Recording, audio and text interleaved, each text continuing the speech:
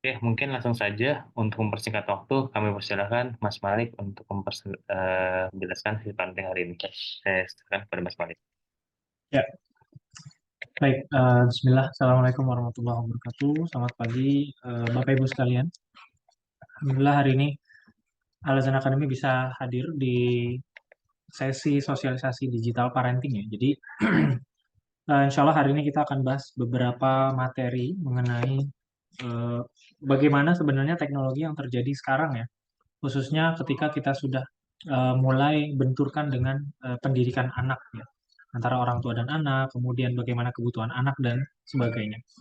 Perkenalkan saya Malik dari Al Azan Academy. Saat ini saya aktif sebagai salah satu tutor dan bagian business development, di mana beberapa kurikulum kami di Al Azan Academy kita susun secara profesional ya. Jadi tidak hanya sebatas anak-anak ini hanya bisa menggunakannya saja, tapi banyak sekali beberapa tips-tips seputar coding yang memang kita terapkan secara praktikal selama mereka belajar. Ada juga kadang kita ajarkan juga semacam kode etik ya, kode etik. Secara implisit juga kita ajarkan, walaupun tidak kita tuangkan ke dalam modul, tapi tutor kami menyampaikan bahwa ada beberapa kode etik sebagai seorang programmer yang kisi-kisinya sudah kita mulai sampaikan ke mereka. Baik, eh, izin saya mau share screen dulu. Eh, Suara saya terdengar jelas, Mas Gusti? Aman, Mas Malik, jelas Mas. Oke, baik. Nah, Bapak Ibu sekalian, di sini kita akan coba membahas mengenai teknologi ya. Bagi kami seorang praktisi ya, di kantor kami, kemudian di mitra-mitra kami, teman-teman kami juga, para praktisi di dalam dunia IT, mereka menganggap bahwa teknologi ini adalah sebuah peluang. Tapi yang terjadi di masyarakat adalah teknologi ini merupakan sebuah musibah. Yang biasa menyimpulkan ini biasanya adalah orang tua yang melihat anaknya ini terlalu banyak kecanduan dengan gadget gitu kan. Hari-harinya dengan gadget mereka, kemudian sering mengurung diri di kamar gitu kan. Sifat-sifat atau sikap-sikap mereka berubah semenjak kita belikan gadget ya. Maka orang tua yang mendapatkan kasus ini itu biasanya menyimpulkan bahwa teknologi ini adalah musibah. Nah, kita akan coba cari tahu sebenarnya teknologi ini benar-benar musibah atau tidak ya. Tentu bahasannya kita coba buka dulu dari sebenarnya teknologi itu apa. Nah, kita harus tahu dulu teknologi dari masa ke masa. Jadi kita biar kita paham sebenarnya apakah memang musibah atau enggak gitu ya. Nah, di sini digambar kita perhatikan ini sebuah timeline ya, lini masa teknologi berkembang dari sebelum terjadinya eh, sebelum terciptanya misalnya atau ditemukannya smartphone itu jauh sekali beribu-ribu tahun lalu ya 500 tahun sebelum Masehi itu sudah ditemukan alat yang praktis untuk menghitung atau kita kenal dengan abakus atau sempoa. Jadi dengan terobosan itu orang-orang itu sudah mulai berpikir berarti untuk mengerjakan sesuatu yang terlihat rumit itu perlu ada alat bantu. Nah, pada saat itu adalah alat bantunya abakus. Terinspirasi dari alat bantu itu, tahun 1800-an itu sudah mulai dibuat satu komputer tapi masih mekaniknya. Komputernya itu mekanik. Dan saat itu komputernya itu besar sekali, sebesar lemari lah ya, lemari yang dijejerin gitu kan. Pokoknya gede banget gitu. Nah, lemari ini itu komputer mekanik dalam bentuk mekanik, belum bentuk listrik gitu ya. Dan itu pun digunakan hanya untuk alat hitung saja, untuk membantu mengkalkulasi atau mengoperasi angka-angka seperti itu. Kemudian 1939 sudah mulai diperkenalkan komputer yang menggunakan elektrik, ya, menggunakan listrik. Jadi menggunakan tenaga listrik, kemudian kemampuan menghitungnya juga lebih banyak dibandingkan teknologi sebelumnya. Kemudian 1971 email muncul sebelum internet. Nah, ini fakta menarik juga ya. Jadi ternyata email itu justru lebih duluan muncul dibandingkan internet. Ya, internet itu kalau dilihat dari timeline ini perjalanannya, internet itu tahun 1980-an, 1994 sudah resmi orang bisa internetan, web surfing ya, atau browsing lah itu di tahun itu baru baru mulai kelihatan gitu kan. Sebelumnya itu email itu lebih ada daripada komputer, sorry, internet maksudnya. Nah, kemudian ini adalah sebuah timeline lagi tentang teknologi, tapi hubungannya dengan bagaimana cara manusia mengadaptasi. Yang sebelah kiri di sini ada pesawat terbang, ya. Jadi kalau saya simpulkan di sini, pesawat terbang itu ternyata membutuhkan waktu 68 tahun untuk orang-orang atau masyarakat atau seluruh orang di dunia itu bisa memahami bahwa pesawat itu ternyata eh, manfaatnya besar sekali. Ya. Kemudian telepon, ya telepon kabel gitu ya, itu butuh waktu 50 tahun biar orang itu mengenal, wah telepon ini ternyata bermanfaat ya, dan dipakai secara komersil sudah mulai dijual gitu kan. Sampai di paling kanan itu ada aplikasi atau game namanya Pokemon Go. Itu gamenya di tahun awal dia muncul ini, gamenya tuh viral banget ya, terkenal banget. Dan butuh waktu hanya 19 hari bisa langsung dinikmati oleh banyak sekali penggemar game di seluruh dunia. Jadi dari kiri ke kanan ternyata waktu adaptasi manusia terhadap gadget itu semakin cepat. Karena orang-orang menyadari sampai saat ini ya, semakin orang semakin ditemukan dengan teknologi baru atau menggunakan teknologi baru, maka mereka semakin sadar bahwa sebenarnya teknologi ini bermanfaat gitu ya. Ada gunanya. Kita contoh ambil pesawat terbang deh misalkan. Kalau misalkan kita tanya orang tua kita gitu ya, sepuh-sepuh kita gitulah, nenek kakek gitu kan. Kalau kita tanya ke mereka pada saat mereka berangkat pergi haji misalkan. Kalau kita tanya sama mereka pasti mereka itu pergi haji pada tahun itu ya, tahun 80-an mungkin, atau misalkan tahun 1960-an, tahun 1950-an. Itu mereka pergi haji menggunakan kapal laut. Karena transportasi pesawat pada saat itu belum tenar seperti sekarang ya. Jadi menggunakan kapal laut pada saat itu sudah paling keren gitu kan. Tapi kendalanya adalah kalau pergi haji menggunakan kapal laut itu perbekalannya kan harus berbulan-bulan ya. Jadi jamaah haji itu di seluruh Indonesia persiapannya mungkin bisa jadi dari mulai bulan Ramadan persiapannya sampai nanti pulangnya juga udah udah sangat lewat dari bulan Dzulhijjah gitu kan. Udah jauh banget gitu. Karena persiapan untuk sebelum berangkat, kemudian keberangkatannya juga lama, sampai di sana juga nggak bisa hanya sebatas sesi ibadah hajinya saja, pasti harus ada penyesuaian dengan apa namanya, dengan cuaca misalkan, dengan makanan yang ada di sana. Di sana juga selesai prosesi ibadah misalkan masih harus stay dulu, nggak bisa langsung pulang karena bergiliran nunggu jadwal kapal gitu ya. Pulangnya juga lama lagi gitu. Dan pada saat pada tahun-tahun itu juga pasti kakek nenek kita itu beranggapan bahwa ya di tahun itu tuh pergi haji ya effortnya tuh sebesar itu gitu. Dan mereka nggak ngebayangin bahwa ada sebuah kendaraan yang bisa membawa orang dengan waktu kurang dari 2 hari atau mungkin seharian doang gitu ya, 24 jam untuk pergi ke tanah suci gitu. Sehingga butuh waktu 68 tahun orang itu bisa menyadari, oh ternyata pesawat terbang itu manfaatnya luar biasa ya. Jadi sekarang kita bisa menikmati gitu kan, umroh, pergi haji ke tanah suci itu menggunakan pesawat terbang yang waktunya relatif cepat gitu. Jadi kayak liburan cuma perjalanan darat Jakarta Bali misalkan, Jakarta Jogja gitu. Jadi lama waktunya ya sama aja dengan perjalanan itu. Nah, semakin ke sini ternyata kita itu manusia ya.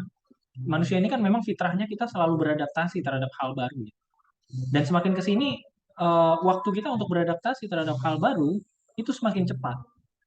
Karena tanpa disadari ternyata kita juga mengakui bahwa teknologi itu ya membantu.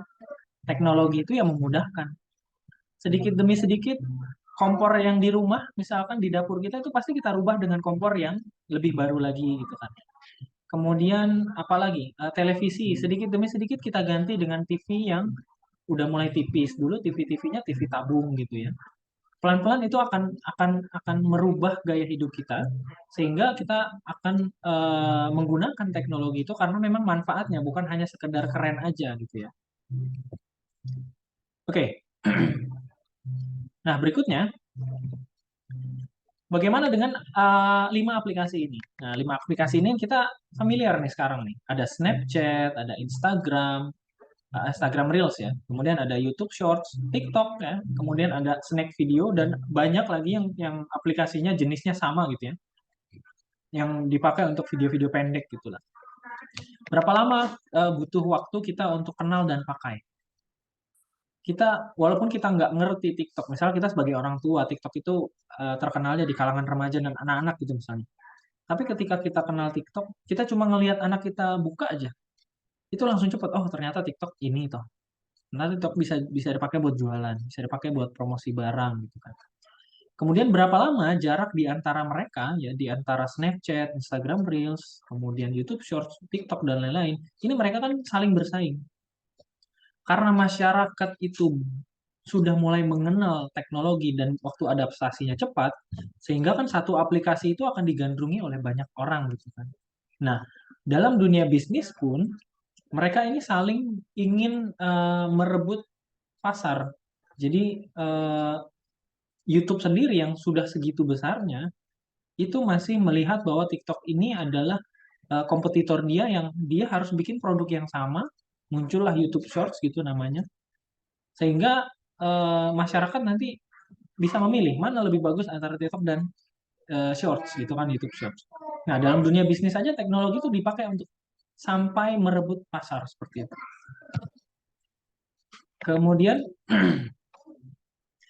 setelah kita pahami ternyata perjalanan adaptasi kita terhadap teknologi itu memiliki waktu yang relatif lama, tahun demi tahun berganti, teknologi pun makin berkembang, maka manusia pun berusaha untuk mengejar teknologi itu sehingga waktu adaptasi kita terhadap teknologi itu semakin cepat.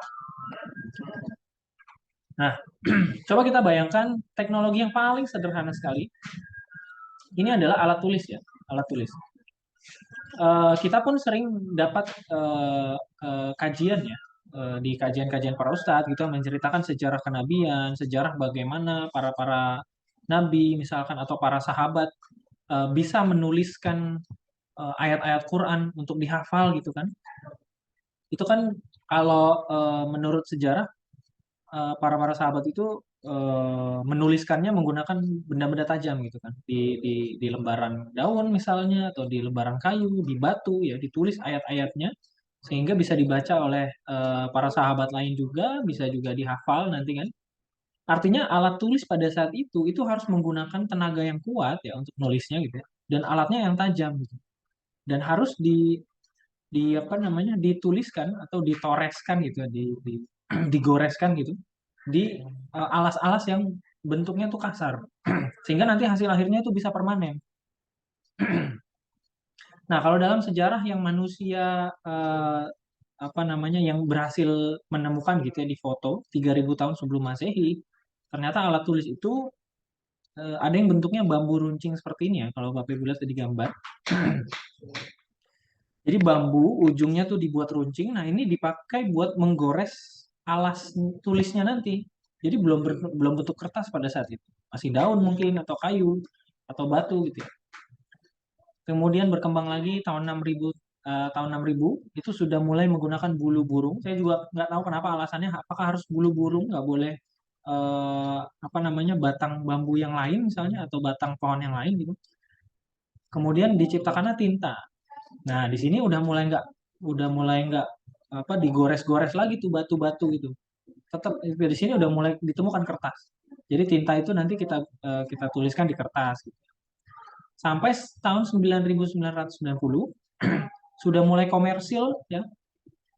Pulpen ini ternyata teknologinya sampai sekarang bentuknya adalah ballpoint. Kalau kita masih pakai pena dengan tintanya di botol, kalau misalkan kita kelupaan botolnya, satu hari kita nggak bisa nulis. Seharian nggak bisa nulis kita. Anak-anak kita kalau misalkan harus bawa tinta pulpen dan apa nih namanya bulu burung untuk nulis gitu ya di sekolah mencatat pelajaran-pelajaran mereka di sekolah gitu kan terus tintanya ketinggalan di rumah. Ya seharian dia bengong itu di kelas. Dia nggak bisa nulis, nggak bisa nyatet. Dia cuman lirik-lirik kanan kiri, cuman mencoba mengingat aja apa yang gurunya jelaskan. Karena dia nggak bisa nulis, tintanya ketinggalan. Tapi dengan ballpoint yang sekarang kita pakai, tintanya udah ada di dalam pulpennya, ya jadi aman. Jadi kita udah nggak perlu lagi bingung tintanya di mana atau tintanya habis ya tinggal beli. Jadi beli pulpen sekalian beli tinta gitu. Nggak akan kebayang kalau misalkan teknologi itu tidak pernah dikembangkan sehingga tahun-tahun 2024 murid-murid itu harus bawa-bawa lembaran batu, lembaran kayu ke sekolah. Nah, ini kan jadi nggak jadi mustahil ya. Jadi sulit malah. Jadi bagi mereka tuh belajar malah menyulitkan. Bulak-balik pulang ke rumah, bawa ke sekolah lagi itu apa namanya lembaran-lembaran kayunya gitu. Jadi tidak harus tidak harus seperti itu sekarang. Teknologi sudah mulai berkembang. Nah, dari kesimpulan cerita ini mengenai alat tulis ini, ternyata kita bisa memahami bahwa hampir seluruh aktivitas dikelilingi dengan teknologi. Ya, aktivitas harian kita ya, alat tulis, kemudian apalagi di handphone kita udah mulai ada kamera, kemudian di dapur-dapur Bapak Ibu sekalian di rumah itu sudah ada kompor. Kompor itu termasuk teknologi. Bagaimana kita bisa bayangkan tahun-tahun ini kita memasak menggunakan kayu bakar gitu kan di rumah-rumah di tengah komplek, dikomplain kita nanti sama tetangga-tetangga gitu, asapnya kemana-mana gitu kan. Maka diciptakan sebuah kompor yang dia harus menggunakan bahan bakarnya gas. Jadi asapnya lebih sedikit dibandingkan kayu bakar. Itu juga teknologi. Jadi semua yang sifatnya membantu kebutuhan atau kegiatan hidup sehari-hari itu semua adalah teknologi. Nah, kemudian kita ambil contoh dari kebutuhan teknologi dalam dunia anak. Anak sekolahan deh contohnya. Bangun tidur itu tidak jarang ya, nggak semua orang pakai alarm, tapi tidak jarang orang bangun minta dibangunkan alarm.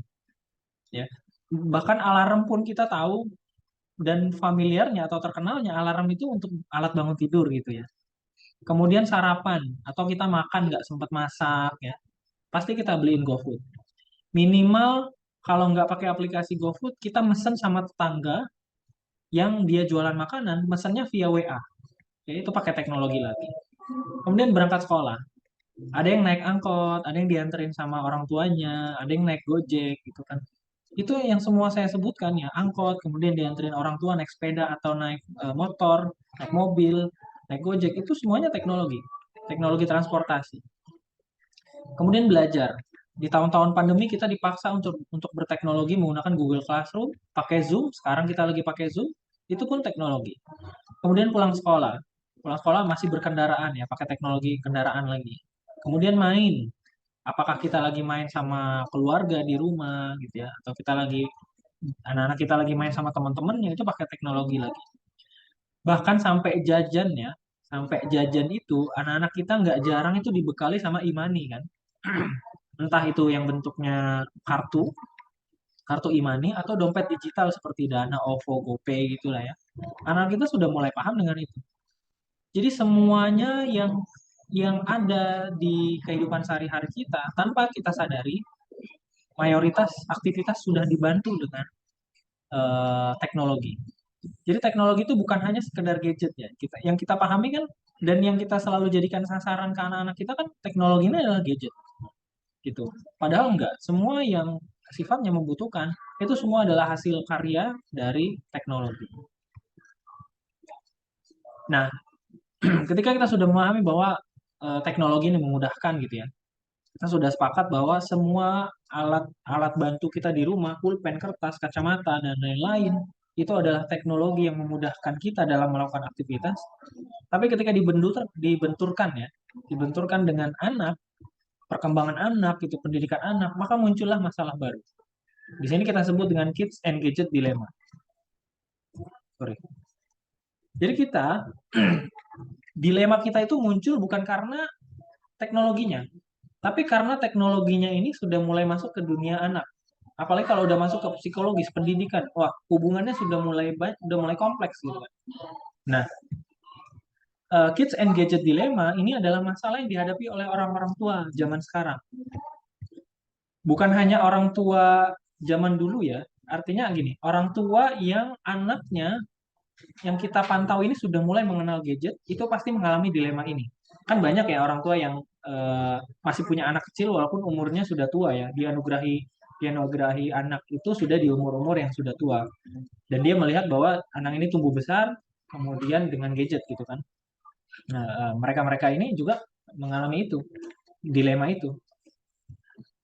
Cara menilainya adalah kita coba nilai dulu dari positif dan negatifnya. Nah, ini positifnya dulu nih. Jadi, dampak positif dari penggunaan gadget ya, itu pertama sudah pasti dan kita juga pakai itu adalah dapat mencari permainan edukatif. Di Google Play Store tuh banyak banget permainan edukatif, misalkan belajar belajar Iqra misalnya atau belajar hijaiyah sambil ada warna-warnanya. Ya, itu kan anak-anak kan senang dengan sesuatu yang berwarna-warna, banyak bentuknya gitu. Dan di Play Store itu banyak sekali. Belajar tanggap teknologi. Anak-anak kita itu cepat banget adaptasinya dengan teknologi ya. Semakin zaman kan tadi di awal itu semakin zaman semakin tahun makin berkembang, kemampuan manusia beradaptasi dengan teknologi itu semakin besar. Anak-anak tuh kadang lebih jago menggunakan teknologinya dibandingkan kita. Karena mereka ini di otak atik fiturnya sama dia, sehingga dia bisa kadang oh kayak gini ya cara cara pakainya tuh kayak gini bun gitu. Kadang dia yang ngajarin gitu kan. Kemudian dapat mencari informasi pendidikan yang inovatif. Biasanya guru-guru nih, guru-guru muda yang mulai aktif di tahun 2020 ke atas ya, atau 2010 ke atas, itu sudah mulai mencari referensi dari apa namanya, dari internet untuk belajar. Kalau tahun-tahun dulu kita menganggap itu adalah mencontek, padahal tahun-tahun sekarang enggak, kita butuh dengan banyak sekali referensi gitu ya. Kemudian melatih fungsi otak. Anak-anak kita itu distimulasi dengan banyak sekali stimulus ya di dalam gadget ya. Gadget itu kan ada tombolnya, ada warnanya, ada cahayanya, gelap, terang, suara juga ada di situ. Kemudian ada getarannya. Sambil dia main game kan itu semuanya stimulusnya tuh keluar. Jadi anak-anak ini fungsi otaknya berkembangnya cepat gitu. Kemudian kita cek lagi dampak positifnya. Oke, dampak positifnya. Sorry, dampak negatifnya. Nah, dampak negatifnya yang bahaya yang biasa kita apa namanya kita khawatirkan untuk anak-anak kita adalah bahaya radiasi atau mata biasanya, ya mata. Terakhir saya dengar berita ada seorang anak kecil yang dia sudah kecanduan banget sama gadget ya. Biasa kalau anak-anak kecil udah kecanduan gadget itu kan mereka apa namanya sering menyendiri, jadi di dalam kamar ruangan gelap gitu kan, main gadget kan nggak mungkin jauh-jauh kan, jarak HP-nya itu pasti dekat di matanya. Dan anak ini mengalami kelainan setelah kecanduan itu mengalami kelainan, mohon maaf matanya juling sebelah. Itu gara-gara mainnya sambil tiduran, misalnya tiduran miring, kemudian terlalu dekat, atau terlalu terang, atau seperti apalah gitu ya. Nah ini kan bahaya yang kita khawatirkan terjadi di anak-anak kita gitu ya. Kemudian hambatan terhadap perkembangan fisik ya. Ini perkembangan fisik. Perkembangan fisik ini anak-anak ini kan karena dia fokus sama gadget mereka, sehingga hari-hari mereka itu tidak banyak bergerak ya. Harusnya mereka di masa-masa pertumbuhan, di umur-umur emas mereka itu kan harus banyak bergerak ya. Karena di tahun-tahun itulah banyak makan dan banyak bergerak itu penting. Sehingga anak-anak yang kecanduan gadget itu biasanya nggak semua ya, ada yang dia itu terlihat lebih kecil, lebih kurus, atau lebih sering sakit dibandingkan teman-teman yang lain. Karena dia nggak pernah ketemu matahari ya, di kamar aja dia gitu kan. Kemudian lambat memahami pelajaran ya. Kalau di sekolah dia bengong, kebanyakan bengong biasanya. Gurunya lagi jelasin ini tuh dia cuma menatap kosong gitu kan ke depan sambil memikirkan semalam gamenya itu dia gagal, gimana cara strategi yang harus saya jalankan gitu. Akhirnya dia tidak bisa menempatkan diri dia di sekolah, sehingga ya efeknya pelajarannya jadi lambat mereka. Sebenarnya anaknya pinter, orang dia main gadget juga jago gitu kan. Tapi karena dia sudah kecanduan itu, jadi apa yang dia pikirkan itu di tempat-tempat yang tidak semestinya. Kemudian beresiko terhadap perkembangan psikologis anak. Nah, ini saya pernah ketemu kasus dan ini saya nggak pernah bosan menceritakannya karena ini lumayan pengalaman pribadi yang saya lihat sendiri ya. Jadi saya pernah mengajar di salah satu sekolah di daerah Jakarta Pusat. Jadi saya ceritanya lagi keluar sholat Jumat gitu ya. Jadi sekolah ini punya masjid di lantai 2. Saya keluar sholat Jumat, mau turun gitu ya, mau makan siang. Ternyata ada anak SMP yang dia ini naik ke atas gitu ya. Jadi saya turun, dia naik ke atas. Dia naik ke atas sambil main handphone, sambil main game. Nah, yang terjadi di hari itu adalah setiap orang yang berada di hadapan dia nih, si anak kecil ini yang lagi naik ke atas ini, itu semuanya disikut, termasuk saya. Termasuk saya dan orang-orang itu semua disikut. Jadi istilahnya dia nggak mau ngomong, dia cuma pengen minggir-minggir gitu. Minggir, saya mau jalan gitu. Nah, anak ini memang saya perhatikan selama di sekolah, walaupun bukan saya yang gurunya gitu, tapi saya perhatikan nih anak main gadget mulu gitu di depan kelas. Kadang saya tanya lagi lewat di depan kelas dia lagi di kelas itu, saya lagi di depan kelas itu diem bengong. Saya tanya, kenapa kamu di luar? Dia bilang, saya lagi dihukum gitu kan. Oke, nah di lain kesempatan saya lihat dia lagi makan, buang sampah sembarangan. Kemudian diajak ngobrol sama temennya, nggak respon. Pokoknya matanya fokus ke HP aja. Nah ini kan psikologis mereka, atau gampangnya cara cara anak ini bersosial ketika sudah kecanduan dengan gadget ini kan berkurang. Mereka ini jadi kayak nggak peduli sama dunia sekitar, bodo amat lah gitu. Yang penting saya di sini, saya asik sama game saya gitu. Nah, ini anak-anak yang seperti ini banyak. Mungkin Bapak Ibu sekalian pernah ngelihat yang seperti itu. Nah, berikutnya kita coba tarik kesimpulan. Sebenarnya apa sih dan bagaimana sih harusnya gitu ya. Nah, sebenarnya teknologi itu tidak pernah bisa dibendung. Ya, berkembangnya teknologi itu nggak bisa disalahin. Dan teknologi pun nggak bisa dibendung. Nggak sampai saat ini kami sebagai praktisi dalam dunia teknologi tidak pernah menemukan adanya teknologi yang bisa menghalau tindak kejahatan sebelum dimulai. Nggak pernah ada. Kalau misalkan kita bilang Kominfo kan ada di Indonesia. Kominfo ini kan yang mengontrol seluruh kegiatan teknologi yang ada di Indonesia. Setahu saya, secara prosedur memang dalam dunia kepolisian pun yang kriminalitas itu harus terjadi dulu, baru ditindaklanjuti atau bahkan dihalau gitu. Harus terjadi dulu baru dihalangi. Jadi teknologi itu ada dulu, muncul dulu, pas lagi ada masalah baru bisa dimatikan gitu. Nggak ada teknologi saat ini yang bisa menghalau niatan seorang untuk membuat sesuatu yang jahat, nggak ada. Belum pernah ada, saya belum pernah menemukan itu. Nah, karena kesimpulan itu, karena teknologi nggak bisa dibendung, kemudian ya misalnya mobil listrik Tesla, itu kan aslinya dari Amerika tuh, dari Elon Musk ya. Tesla itu di negaranya sendiri ya itu dinyinyirin itu, dicibir-cibir gitu kan. Nggak, banyak orang yang nggak suka dengan Tesla gitu. Tapi yang namanya teknologi itu berkembang, kalau misalkan Tesla itu berhenti hanya karena dicibir aja, maka saya dapat pastikan di Indonesia nggak ada mobil listrik Hyundai. Di Indonesia nggak ada mobil listrik apalagi tuh Omoda. Saya pernah lihat mereknya Omoda, tapi dia mobil listrik. Di Indonesia nggak akan pernah muncul motor listrik. Karena kan teknologi sudah dibekukan hanya karena dicibir aja gitu. Tapi enggak, teknologi tetap jalan. Karena ada orang yang mencibir, ada orang juga yang mendukung. Gitu. Jadi kita nggak punya kekuatan untuk menghalau itu. Sehingga teknologi berkembang dengan sangat cepat sekali. Nah, yang menjadi masalah adalah kitanya belum paham. Kitanya belum siap ya. Jadi yang jadi masalah kita itu adalah saya termasuk ya.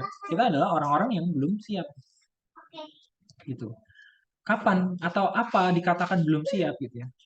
Belum siap ini indikatornya ada dua. Yang pertama kita kurang paham. Yang kedua, kita kurang bijak. Oke. Kurang paham ini artinya kita selalu menilai teknologi itu dari sisi jeleknya aja. Sisi baiknya kita belum nilai gitu kan. Kemudian kita kurang bijak. Nah, kurang bijak ini sering saya lakukan juga, dan saya juga melihat banyak orang yang melakukan itu. Tapi itu bukan sesuatu yang harus ditolerir ya. kurang bijak ini biasanya kalau misalnya kita pergi ke mall gitu ya, atau kita ngelihat orang lagi jalan-jalan di suatu tempat gitu kan, kemudian anaknya tantrum tiba-tiba di tengah jalan, dan tiba-tiba orang tuanya dengan sadarnya mengeluarkan handphone, ya udah main handphone aja. Di tengah keramaian dia dengan kesadaran penuh dia kasih handphone atau dia kasih gadgetnya, udah main aja. Malu saya diliatin orang. Gitu kan. Jadi kita tuh ngasih handphone ke anak itu dengan sadar. Tapi ujung-ujungnya kadang kita ngomelin anak karena kesadaran kita ngasih handphone gitu kan. Nah, ini kan kita kurang bijak jadinya. Anak-anak kita diomelin main gadget gitu kan. Kamu main handphone melulu gitu kan. Padahal kita sebagai orang tua yang lagi ngomelin itu kita lagi meeting pakai Zoom. Kita lagi apa namanya? Lagi buka spreadsheet, lagi ngitung-ngitung akuntan misalnya. Pekerjaan seorang akuntan atau pekerjaannya seorang data entry. Jadi tugas dia ya memang megang komputer gitu kan. Tapi kita ngomelin anak kita pakai gadget gitu. Lalu kita beralasan gini, ya abis kan anak saya pakai gadget itu dipakai buat main melulu. Kalau saya pakai gadget kan buat kerja, gitu kan. Pasti alasannya kan gitu. Dunia anak dengan dunia orang dewasa pasti berbeda sekali. Orang dewasa dengan segala bentuk tanggung jawab yang harus dia jalani, ya memang dia memakai gadget untuk bekerja, ya untuk mencari nafkah dan lain-lain. Lah anak-anak dengan dunianya yang sedang mengeksplor, memang memang semestinya dia harus bermain. Pakai bahkan nggak dikasih gadget pun ya, ini pengalaman di anak-anak saya juga. Saya coba ambil handphonenya, saya kasih barang yang lain. Itu juga dipakai main sama mereka. Nggak mungkin mereka itu kalau kita kasih pulpen tiba-tiba mereka menulis cerpen, itu udah nggak mungkin. Anak-anak itu dunianya masih belum serius karena mereka masih mencari, mengeksplor apa yang bisa mereka lakukan gitu ya. Bahkan kalau Bapak Ibu iseng-iseng pasti pernah melakukan juga. Misalnya ibunya lagi di dapur gitu ya, lagi repot di dapur, ya biar anak diem ya udah dikasih dia panci sama sendok atau apalah, itu pasti dibuat main, mau diputer-puter, dipukul-pukul gitu kan. Memang seperti itu. Yang tidak wajar adalah ketika anak-anak kita dikasih handphone tiba-tiba joget depan kamera, tiba-tiba ngomong-ngomong kasar depan kamera. Nah, itu yang nggak wajar. Jadi kita tidak boleh juga memberikan gadget ke anak-anak kita hanya untuk mereka diam, dan juga kita jangan memaksa apa namanya menyamakan kita dengan mereka, dengan aktivitas kita dengan gadget, itu tentu beda sekali. Nah, di sini yang kita perlu sekali apa namanya bijak untuk memahami masalahnya ya, kids dan gadget dilema ini. Kita harus paham dengan hal itu. Nah, kemudian lalu bagaimana solusinya?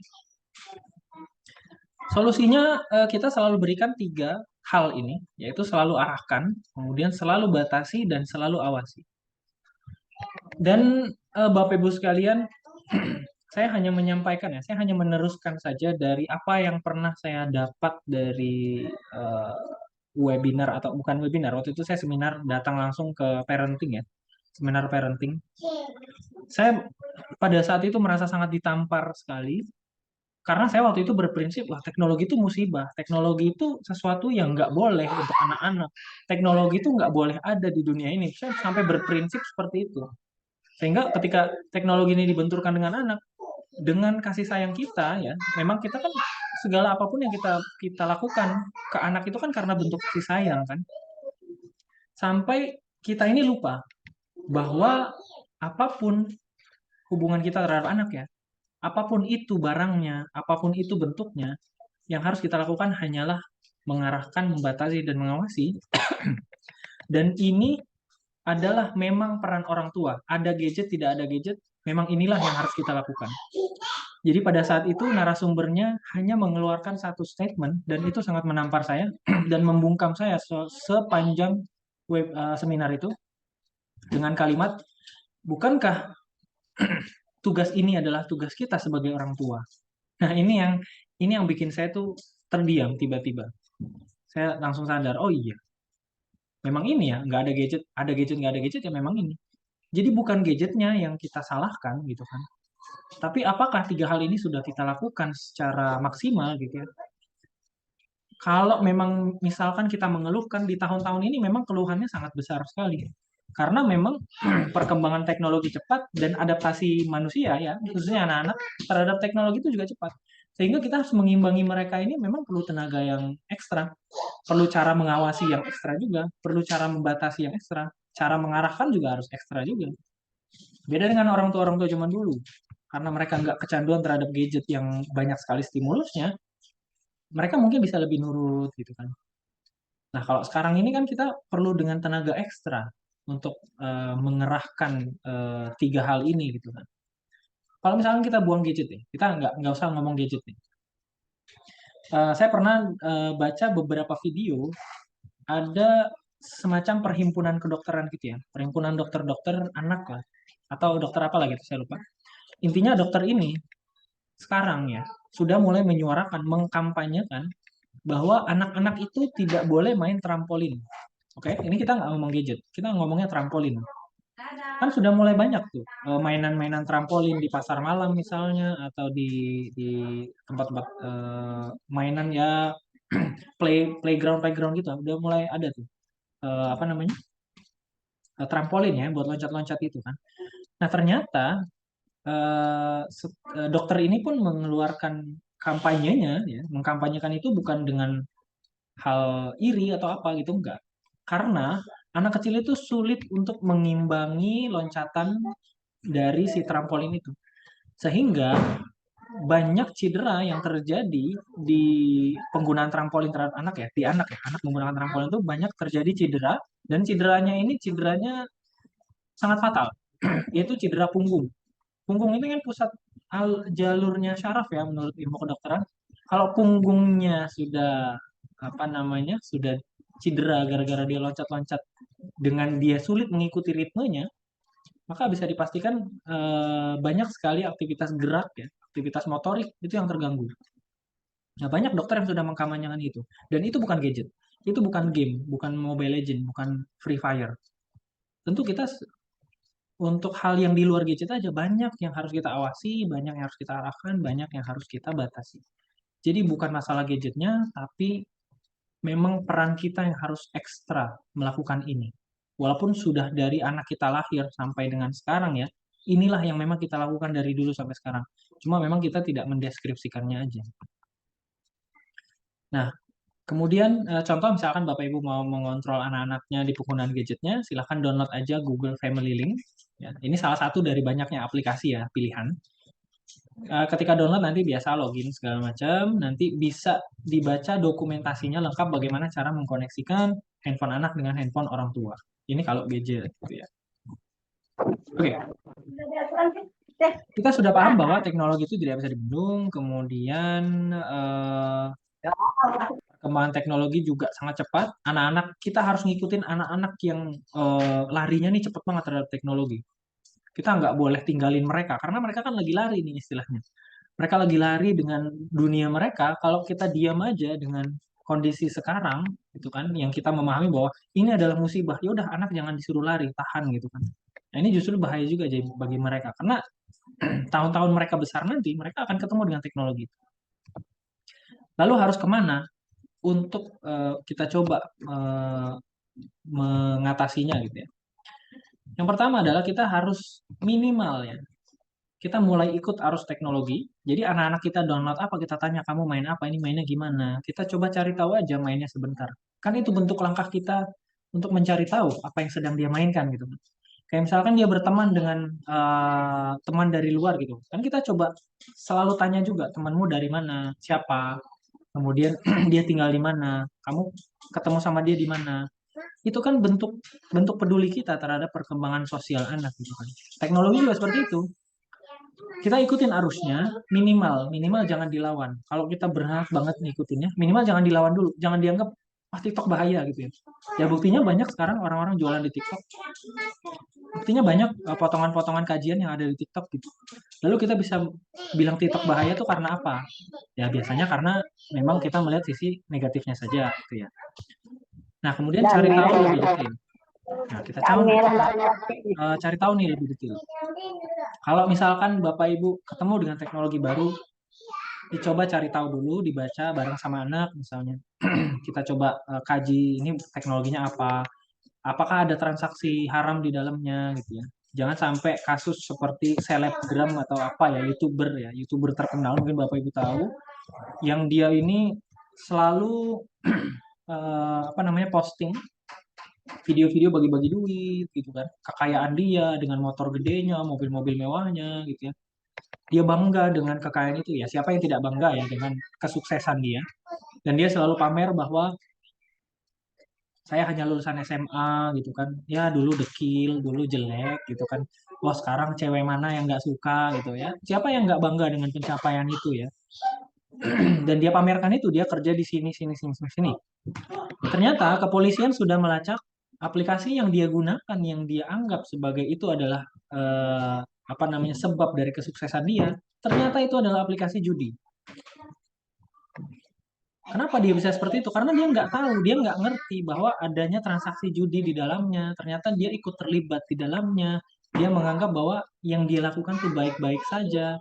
Kan banyak artis yang masuk ke arah itu kan. Apa namanya? Itu kan karena dia tidak mau cari tahu lebih detail. Yang penting cuan gitu kan. Yang penting duit lah, nggak apa-apa lah. Yang penting saya bisa pamer-pamer mobil mewah gitu kan. Yang penting saya bisa pamer-pamer video kalau saya lagi bagi-bagi uang ke orang-orang gitu. Nah, ini yang apa namanya? Yang harus kita coba cari tahu. Karena banyak aplikasi yang katanya adalah trading ya, dalam tanda kutip trading, ternyata isinya adalah judi transaksinya gitu. Berikutnya kenali mana baiknya, mana buruknya ya. Kayak tadi ya, kalau memang dia trading, trading ini kan kata yang sudah mulai dinodai sekarang. Trading ini kan keren, trading itu kan jualan kan. Tapi sekarang nih udah mulai kotor kata-kata ini karena banyak sekali yang aplikasi judi yang berlindung di balik trading. Kenali mana baiknya, mana buruknya. Jadi kita harus baca baca apa namanya privacy policy-nya, baca sistem alur programnya seperti apa. Itu kan biasanya di-share sama si aplikasi. Kemudian komunikasikan dengan yang lain. Kalau misalkan di sekolah punya grup wali santri gitu ya, itu silakan dikomunikasikan. Jangan sampai kita apa nggak tahu adanya teknologi baru atau kita menganggap bahwa teknologinya ini jelek, ternyata orang-orang sekitar kita sudah menganggap teknologi itu bagus gitu. Nah, ini kita coba komunikasi dengan mereka. Kemudian ajarkan anak-anak kita sikap produktif dan konsumtif. Utamakan produktif daripada konsumtif. Produktif ini kan artinya sering membuat ya, sering melakukan gitu kan. Kalau konsumtif ini kan lebih pasif, nonton aja, kemudian menikmati aja video-video gitu. Konsumtif ini lebih banyak bahayanya karena lebih banyak yang dia serap dalam waktu yang sangat cepat sekali. TikTok ini kan video-video pendek, isinya joget-joget, isinya berpakaian tidak sopan, isinya ngerokok, isinya minum gitu kan. Walaupun videonya pendek, ini kan terekam. Jadi mereka mengkonsumsi itu aja. Nah, ajarkan mereka coba sikap produktif. Sekali melihat hal yang baik, ikutin aja. Suruh anak ini ikutin. Amati, tiru, modifikasi. Setiap konten kreator itu memulai dengan cara meniru konten orang lain, tapi dimodifikasi sama mereka. Dan itu hal yang wajar. Terinspirasi itu wajar. Terinspirasi itu bukan hal yang hina gitu, enggak. Terinspirasi itu enggak masalah. Di Indonesia kan banyak sekali podcast ya. Terinspirasi juga dari podcaster-podcaster lain gitu kan. Tapi dengan gayanya sendiri, dia olah dengan gayanya sendiri, dan lain-lain gitu. Buat misalkan quotes-quotes motivasi, buat potongan-potongan kajian, share di Instagram. Nah, ini kenalkan kepada mereka untuk membuat karya-karya positif seperti itu. Kemudian, kita sebagai orang tua, untuk bisa memahami teknologi ini sebenarnya arahnya kemana sih? Yang harus kita lakukan adalah kita harus peka terhadap scam dan hoax. Ya. Kita harus peka terhadap scam dan hoax. Scam itu penipuan, ya. Hoax itu berita bohong. Nah, kita sebagai orang tua, biar kita nggak memandang teknologi itu buruk-buruk aja, kita harus peka terhadap ini. Karena apa? Karena scam dan hoax itu adalah pintu masuk yang paling besar bagi para orang tua yang berprinsip bahwa teknologi itu jelek, teknologi itu musibah. Nah, pintu masuknya di sini. Karena mereka menganggap itu teknologi itu buruk-buruk aja. Scam itu kan semua hal yang buruk itu adanya di scam. Semua hal yang buruk itu adanya di hoax. Ya, jangan gampang terpengaruh. Contoh ya. Sini saya punya contoh scam. Oke. Nah, contoh misalnya Bapak Ibu sekalian pernah ada yang jualan online, kemudian apa namanya, dapat transaksi ya foto foto transferan gitu ya, foto apa namanya, resi atau bukan resi, bukti transfer ya, tapi nominalnya lebih, angkanya nol. Misalkan saya jual barang 400.000, tapi ternyata penipu ini kirim bukti transfer 4 juta, artinya kan kelebihan 3.600.000. Nah, dia ini minta tolong, maaf saya kelebihan nolnya, tolong kembalikan 3.600.000 gitu. Ini kan scam, penipuan. Cara menghalaunya gimana? Harus dengan teknologi lagi. Ya, cek mutasi misalnya. Atau kita nggak punya m-banking. Ya, kita ngaperin aja ke bank gitu kan. Daripada kita, lebih rugi mana kita bensin ke bank yang jauhnya berapa kilo daripada kita kena tipu 3.600.000. Harus kita halau dengan teknologi juga. Jadi jangan sampai kita itu gampang panik ya. Dengan adanya pesan yang muncul itu kita itu gampang panik, gampang seneng gitu ya. Kecepatan gitu responnya. Karena cara menghalaunya adalah kita itu selalu punya banyak sekali waktu untuk bisa memahami kalau berita yang masuk, ya apapun itu, berita yang masuk ke WA ini benar atau salah. Kita tuh punya banyak waktu, nggak langsung dibales kan juga bisa. Biasanya kalau orang yang gampang kena tipu, itu merespon terhadap berita yang masuk tuh terlalu cepat. Wah, ada transferan masuk nih, cepet, cepet, cepet, balikin, balikin, balikin, kasihan gitu. Respon kita kan bisa dengan santai gitu kan. Sabar, kita coba cek dulu di mutasi, benar atau tidak. Seperti itu. Contoh lagi misalnya. Oh, ini fotonya hilang ya. Jadi contoh hoax ya. Contoh hoax itu berita-berita bohong lah yang biasa masuk ke WA. Biasanya di grup-grup teman-teman, di grup apa lah itu banyak banget tuh berita-berita bohong. Tulisannya paling sering itu biasanya diteruskan ya, forward ya. Habis di forward itu kemungkinan besar berita bohong itu banyak sekali muncul dari forward itu. Nah, berita hoax contohnya yang paling gampang. Dilarang minum krating deng, extra jos, bla bla bla bla tuh diurutin. Menurut dokter ini nggak boleh karena dapat membekukan otak gitu ya. Ternyata setelah dikonfirmasi ke orangnya itu bukan perkataan saya dari gitu. Kemudian ada lagi berita video ya, ini lumayan bahaya sekali ya. Jadi ada sebuah video. Videonya ini adalah ada seorang jenazah yang dia dibaringkan, kemudian ada keluarga kiri kanan nangis gitu ya. Keluarga kiri kanan nangis, dicium-ciumin jenazahnya tuh di bagian wajahnya dicium-ciumin karena dia sedih gitu ya. Nah, tapi video ini sampai ke grup dengan teksnya lain. Ya, jadi teksnya itu tulisannya adalah dengan kalimat-kalimat toibah lagi kan dia pakai teksnya gitu ya. Masya Allah, ini adalah jenazah Imam Samudra yang sedang dipindahkan pemakamannya ke tempat lain. Ternyata jenazah ini utuh setelah 10 tahun dimakamkan masih utuh. Nah, ini kan jadi bahaya nih akidah kita nih kalau percaya ya. Mana videonya ada lagi, videonya benar lagi ada. Muncul di WA juga tulisannya sudah tersedia gitu kan. Ini kan hoaxnya bisa mencelakakan akidah. Nah, kalau kita misalkan gampang percaya dengan hal itu, bagaimana dengan anak kita? Ya, kalau orang kita sudah memvalidasi bahwa itu benar, ya anak kita lebih lebih celaka lagi nanti akidahnya. Setelah saya telusuri, ternyata video itu adalah videonya benar adanya, tapi beritanya bukan itu. Beritanya jauh sekali dari videonya. Jadi videonya itu adalah kalau nggak salah, saya ingat saya silakan cek di Kominfo. Jadi video itu sebenarnya adalah video seorang jenazah benar ya, bukan editan, bukan AI juga. Dan memang lagi dicium-ciumin juga sama keluarganya yang sedih. Tapi itu adalah video dari tersangka tersangka teroris juga sama benar, tapi adalah jenazah yang mau dikuburkan. Nah, ini beritanya bertolak belakang lagi. Kalau tadi adalah beritanya Imam Samudra yang mau dipindah makamnya, kemudian jenazahnya masih utuh, kafannya masih bersih. Wah, ini bahaya sekali. Maka Kominfo sudah ada tuh. Silakan Bapak Ibu cek di website Kominfo, cari aja Kominfo spasi berita hoax misalnya. Nah, nanti ada muncul tuh. Ada satu halaman khusus itu isinya adalah klarifikasi atas berita-berita yang muncul di WA, berita-berita yang muncul di Facebook. Nah, itu ada di situ. Nah, kemudian manfaatkan peluang yang ada ya, menjadi seorang jualan online ya minimal. Kita pasti sebagian dari kita banyak yang jualan online via WA.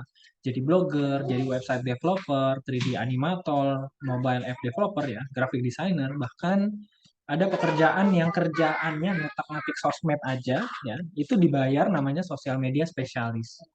Jadi kantor kita juga ada sosial media spesialis. Jadi dia kerjanya ya di sosmed aja, stalking-stalking IG orang lain misalnya, atau ngeliat-ngeliatin komen, ngitung-ngitungin komen, ngitungin followers yang masuk, ngitungin followers yang tiba-tiba unfollow.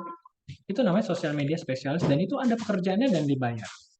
Jadi peluang itu muncul teknologi itu muncul berbarengan dengan peluang pekerjaan juga. Jadi teknologi juga muncul berbarengan dengan kebutuhan akan orang-orang yang berkontribusi di dalamnya. Jadi nggak selamanya teknologi itu buruk. Ada Pak Joko, dia jualan online, ya tulisannya coba-coba jualan online, ternyata omsetnya 400 juta. Coba-coba dia jualan online. Kemudian ada, ini salah satu idola saya juga, seorang programmer. Saya baca sedikit biografinya di websitenya. Beliau ini adalah lulusan SMA, kemudian penjaga warnet, gitu ya. Ya kita tahu lah kalau di masyarakat, kalau di mana kerjanya penjaga warnet ya, didiskreditkan gitu kan. Tapi ternyata beliau ini bisa memanfaatkan pekerjaan dia untuk belajar ngoding dan sekarang sudah menjadi programmer senior di Australia. Beliau juga YouTuber. Sorry, kenapa ini? Beliau juga YouTuber dan apa namanya? Beliau ini juga sering nge-share mengenai banyak sekali informasi atau edukasi tentang pendidikan. Bukan pendidikan, sorry, pendidikan, konten pendidikan mengenai ngoding seperti itu ya. Itu banyak sekali. Sebentar, ini kenapa dia ada gangguan? Sebentar. Oh, tadi kepencet. Sorry. Oke. Kemudian Bapak Ibu pasti kenal dengan sosial media namanya LinkedIn ya. Sosial medianya para profesional, para pekerja ya. Kalau IG, Facebook itu kan isinya orang-orang yang curhat-curhat gitu. Isinya orang-orang yang pamer-pamer foto lagi jalan-jalan ya, biasa di Instagram gitu kan.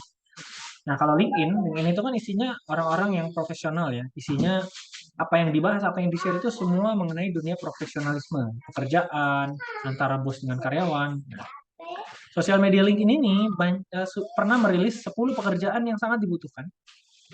Ternyata dari 10 pekerjaan yang kita lihat di sini, itu kebanyakan adalah pekerjaan yang membutuhkan penggunaan gadget yang sangat aktif.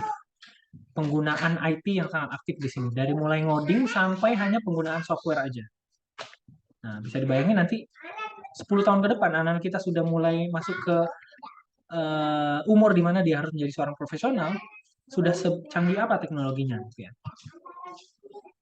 Kemudian ada ancaman nanti di tahun 2030 ya, kita sudah sering dengar ada namanya istilah bonus demografi ya.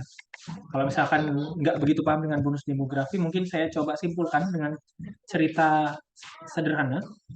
Jadi nanti anak-anak kita 10 tahun mendatang, 20 tahun mendatang ya, di umur-umur mereka sudah mulai dewasa ya, sudah mulai kuat, badannya fisiknya sudah mulai kuat, ijazahnya lengkap, sertifikatnya lengkap, pernah menang olimpiade ya, pernah lomba futsal dan lain sebagainya, pernah ikut sertifikasi ini, itu dan lain-lain.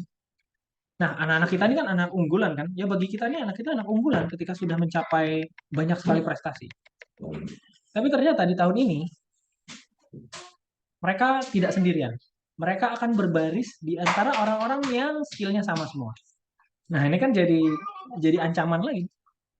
Yang kita tadinya yakin anak kita ini dengan skill umumnya di sekolah ini udah mantep gitu ya. Tapi ternyata mereka akan berbaris di antara orang-orang yang skillnya juga sama. Mereka juga dibiayai sama orang-orang tua yang sama juga fasilitasnya. Jadi di tahun itu orang yang butuh kerja tuh banyak sekali, sedangkan pekerjaan yang dibutuhkan cuma sedikit. Jadi makanya banyak orang yang sudah mulai mengkampanyekan bahwa anak-anak muda itu harus diajarkan entrepreneur, harus diajarkan menjadi seorang yang membuat lapangan kerja, jangan hanya sebatas kerja di tempat orang gitu ya. Walaupun nggak salah kerja di tempat orang ya. Tapi kalau misalkan kita dihadapkan dengan tahun-tahun ini, pilihannya cuma satu, alternatifnya. Ya anak kita harus dibekali dengan cara mereka untuk bisa membangun perusahaan sendiri, atau mereka harus dibekali dengan skill yang beda dari orang-orang pada umumnya. Misalnya skill modding, skill animasi ya. Karena di tahun itu sangat minim sekali nanti. Gitu. Oke, terakhir Bapak Ibu sekalian, kesimpulannya adalah sebenarnya mempelajari teknologi itu, ya kita tadi sudah paham ya teknologi itu musibah.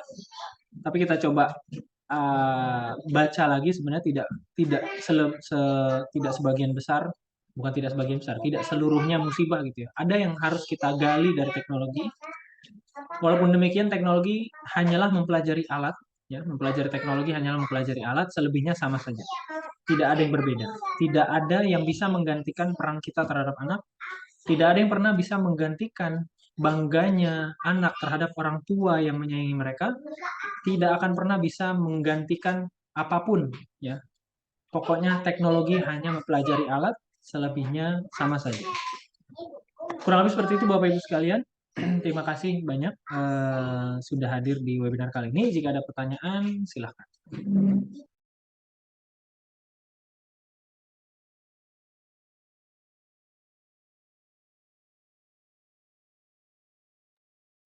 Assalamualaikum Mas Malik. Ya, terima kasih banyak atas penyampaian materinya, sangat luar biasa ya,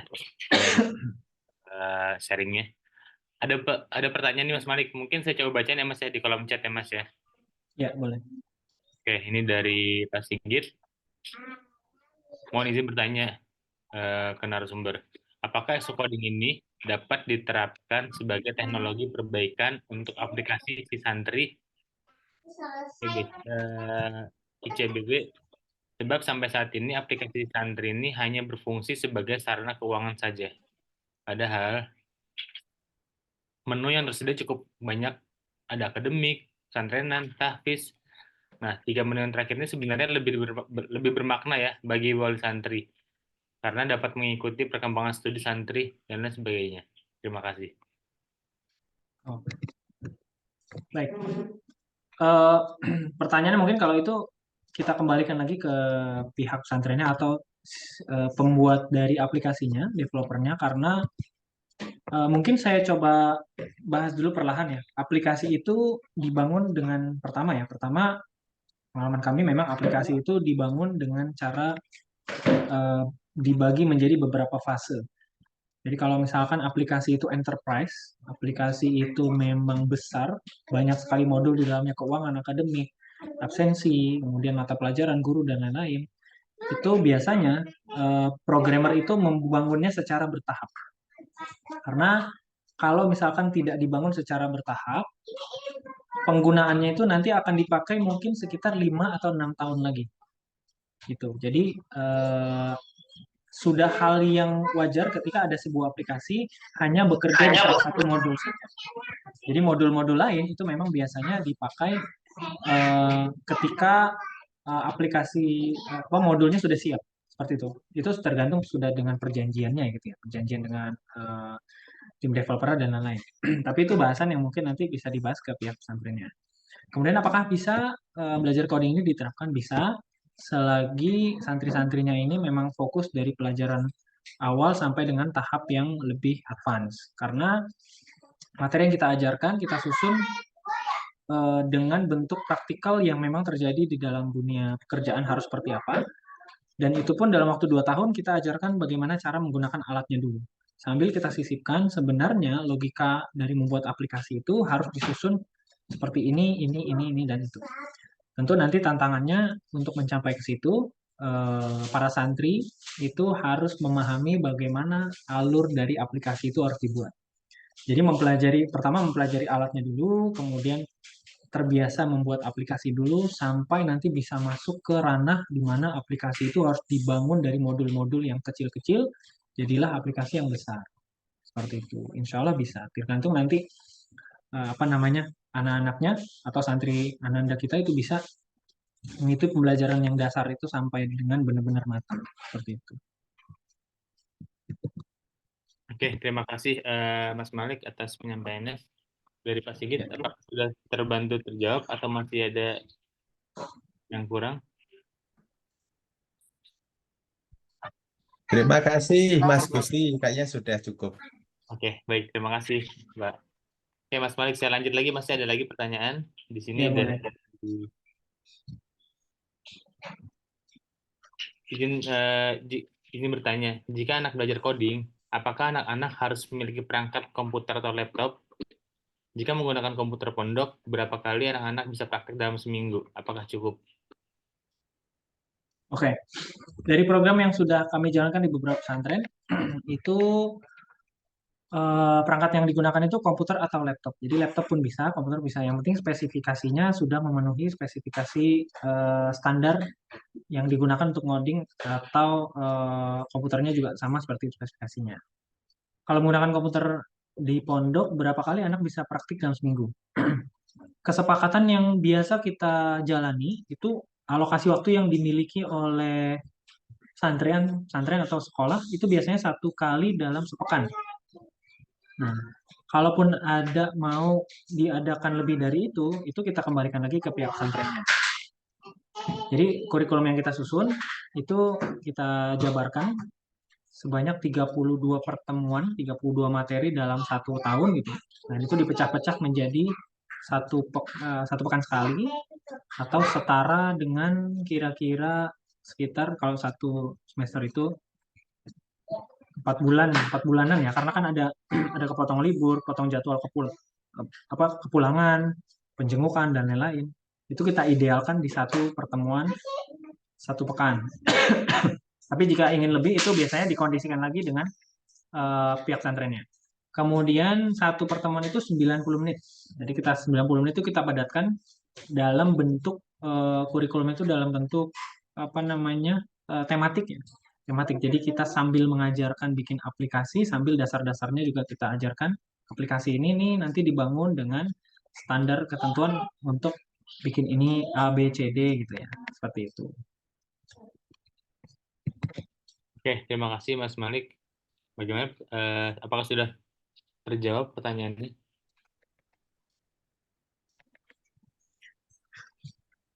Oke, mungkin sudah. Saya lanjut ya Mas Malik ya. Ya, Untuk esok coding ini mulai kapan yang diadakan dan berapakah biayanya? Dari Ibrahim, Pak Ibrahim. ekskul coding, oke. Dilaksanakannya kita menunggu waktu dari pihak pesantren biasanya. Pihak pesantren biasanya sudah mengalokasikan kapan mulai dan kapan targetnya harus selesai. Dan biayanya kita kembalikan lagi ke pihak pesantren karena kita sudah kerjasama dengan Islamic Center Binbas ya. Jadi pihak pesantren yang lebih mengetahui mengenai harganya insya Allah.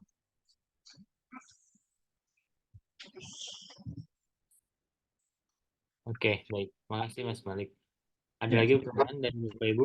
Mungkin boleh open mic juga jika ada pertanyaan.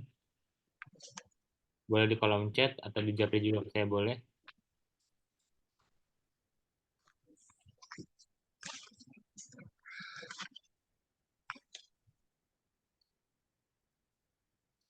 Ya, ini Mas ada pertanyaan Mas. ya, Sebagai orang tua tentunya kita ingin memberikan yang terbaik untuk anaknya. Nah, pertanyaannya adalah bagaimana cara orang tua mengetahui anak ini memiliki bakat dan minat di bidang IT. Tentunya coding ya. oh ya. Oh ya, ini pertanyaannya sering juga ditanyakan sih. Kira-kira bagaimana sih cara ngetahuinnya gitu ya. Mungkin kalau mengukur yang gampang, itu biasanya kita lihat dari umur. Umur 5 sampai 7 tahun, itu bisa diobservasi, anak-anak Bapak Ibu bisa dicek, kira-kira anak ini sudah bisa mengenal baik dan buruk belum? Sudah bisa mengenal, oh jangan kebanyakan makan coklat misalnya, nanti giginya ompong misalkan gitu. Itu kan berarti dia sudah mulai mencerna ya, ada sesuatu hal yang baik, ada sesuatu hal yang buruk. Kemudian biasanya di anak-anak di umur sekian ini kan udah mulai cerewet ya, banyak tanya. Nah, itu coba diobservasi aja. Nalarnya sudah mulai berkembang belum? Misalnya kita tanya, ayah mau ke warung nih, misalnya. Tapi di luar hujan, gimana ya caranya ayah itu ke warung ke depan rumah gitu kan, biar nggak kehujanan. Ayah cuma punya payung, gimana ya caranya? Nah itu dipancing aja mereka untuk mencoba menyelesaikan masalah. Walaupun jawabannya lucu ya, nanti jawaban-jawaban mereka kan pasti lucu gitu ya, pasti gemesin gitu ya. Ya itu artinya mereka sudah memiliki usaha untuk mencoba menyelesaikan masalah gitu. Nah, itu bisa dicoba trial aja di Alasan Academy kan dulu ada trial class. Coba aja di trial di codingnya. Kalau memang dia minat di situ, biasanya dia sekali trial itu langsung langsung kecantol dia. Wah, seru juga nih belajarnya. Karena ideal dengan umur-umur sekian sudah mulai kritis pikirannya. Gitu. Oke, baik. Terima kasih Mas Malik atas jawabannya. Lanjut Mas Malik, ada lagi. Apakah berarti anak ini harus memiliki laptop sendiri, Ustaz? Kalau misalkan belajarnya private, ya private online misalnya, menggunakan laptop sendiri atau di rumah sudah ada laptop punya siapapun itu, yang penting dia bisa pakai karena dia harus aktif kan. Gitu. Kemudian kalau misalkan di apa namanya di pesantren sudah disediakan ya di pondok, selama di pondok, eh, insya Allah sih biasanya diizinkan itu memakai komputer yang di pondok gitu. Jadi aktif mereka penggunaan codingnya itu biasanya di apa namanya di pondok pakai komputer.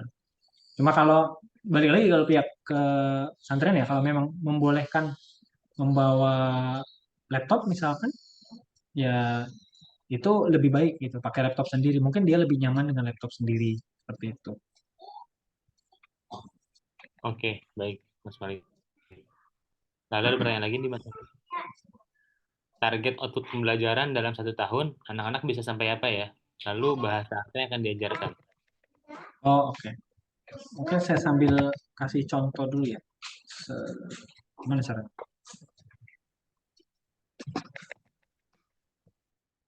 Jadi tahun awal, semester awal, sorry.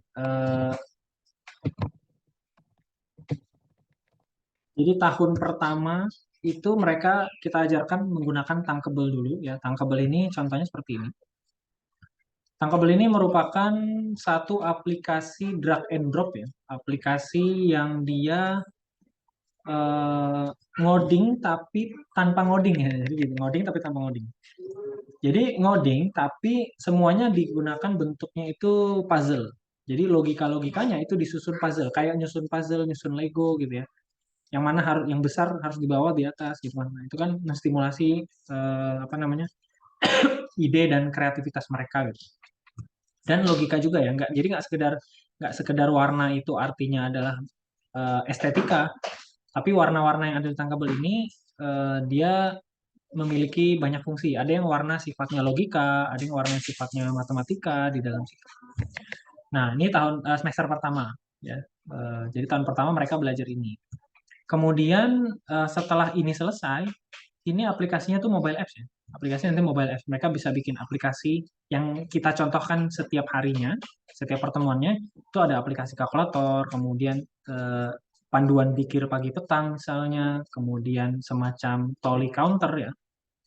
Tally counter itu yang kalau misalkan di bandara tuh kan kalau diklik-klik-klik nanti bertambah satu, bertambah satu, bertambah satu itu ya. Jadi itu Tally counter itu logikanya sederhana tapi anak-anak itu merasa tertantang ketika bikin aplikasi itu. Nah, kemudian misalnya aplikasi apa lagi? Alarm, alarm ada di Tankable itu. Kemudian kenapa kita pakai Tankable? Karena hasilnya langsung kelihatan jadi gitu.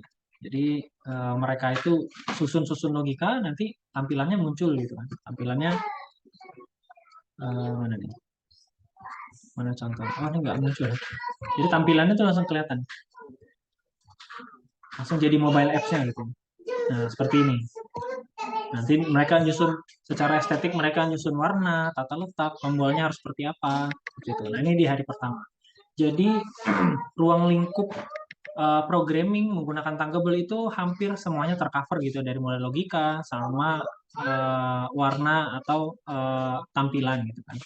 Nah, di tahun kedua, di semester kedua atau setelah Tankable-nya selesai, mereka itu akan belajar yang namanya HTML ya, atau front end web. Nah, front end web ini sudah mulai ke arah yang lebih profesional. Jadi nggak sekedar drag and drop seperti itu. Jadi mereka sudah mulai diperkenalkan dengan coding script ya.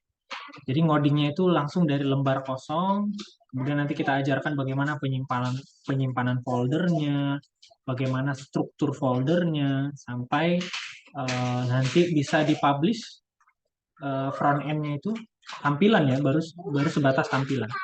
Karena aplikasi itu dibagi menjadi beberapa tahap.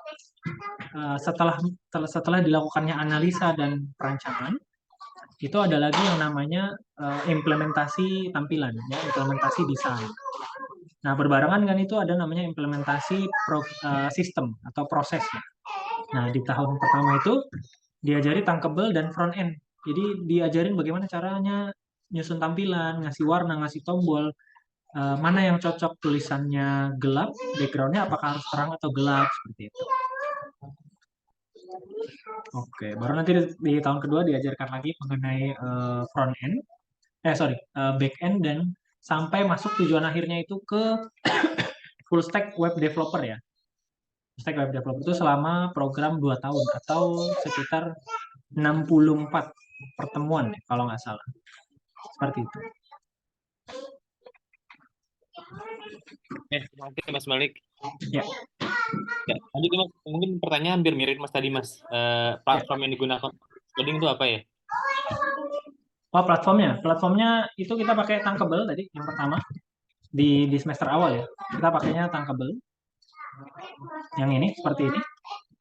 Jadi diklik-klik gitu ya, karena nggak semua anak itu terbiasa atau mampu mulai dengan ngoding ngetik langsung kode-kode gitu, nggak semua anak. Jadi kita ajarkan dulu berbarengan, biar mereka terbiasa dulu dengan dunia membuat aplikasi itu harus ngapain. Kemudian baru yang berikutnya platformnya kita mulai dengan HTML, CSS, JavaScript yang umum dipakai untuk bikin front end. Kemudian nanti di tahun kedua sudah mulai bahasa Python atau nanti tergantung dari kebutuhan dari pesantrennya mau pakai bahasa yang lain misalnya. Intinya tujuan akhirnya menjadi web developer. Nah, kenapa alasannya Pak web gitu ya? Karena website itu sampai saat ini masih menjadi platform yang dibuatnya tidak dengan menggunakan resource yang terlalu besar. Kalau mobile apps itu laptopnya spesifikasinya harus tinggi banget gitu ya. Atau misalnya animasi. Ya. Dalam dunia IT itu yang paling repot tuh yang desain visual dan komunikasi tuh. Animasi, kemudian desain grafis.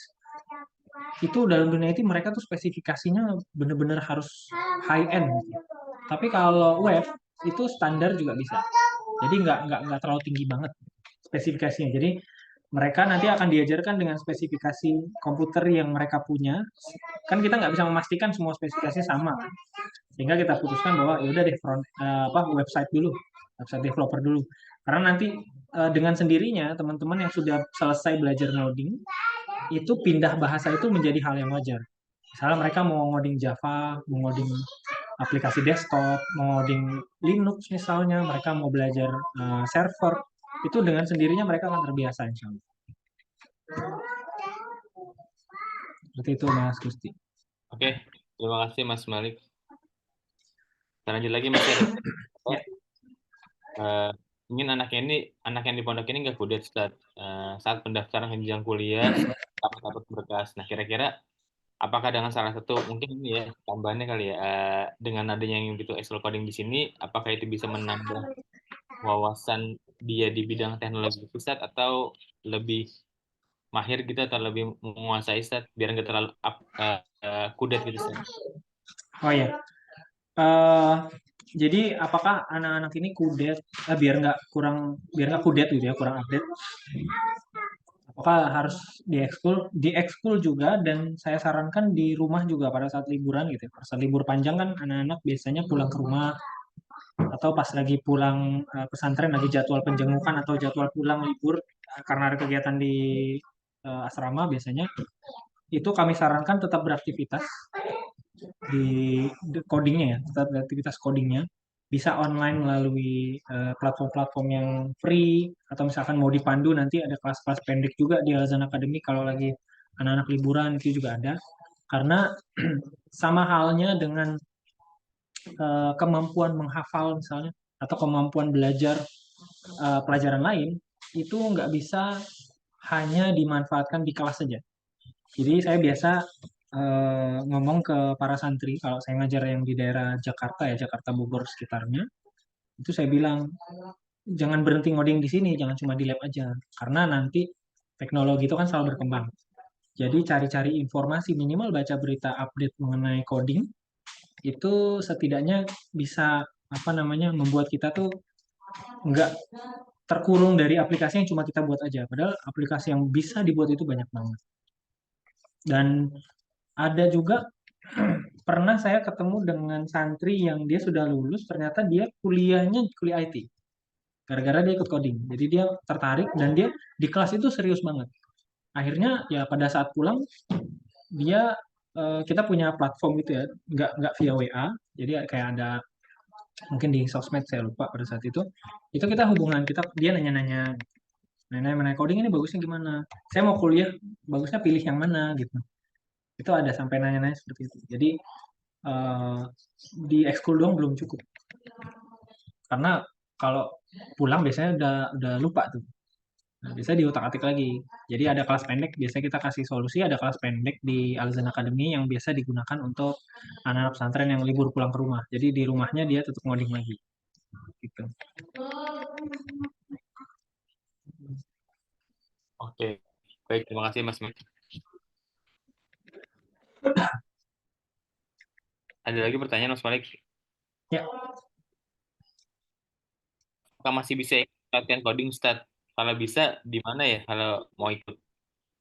orang tua, kita ada kelas umum ya Mas Gusti ya. Tanggal berapa tuh? Tanggal 7. Jadi kalau orang tua atau yang sifatnya umum kita ada kelas selain kerjasama dengan pesantren atau sekolah-sekolah, kita juga buka kelas bootcamp dan insya Allah nanti tanggal 7 Oktober itu ada kelas untuk umum. Mungkin Bapak Ibu yang penasaran dengan belajar coding mau tahu dulu atau mau sambil ikutan juga nggak masalah.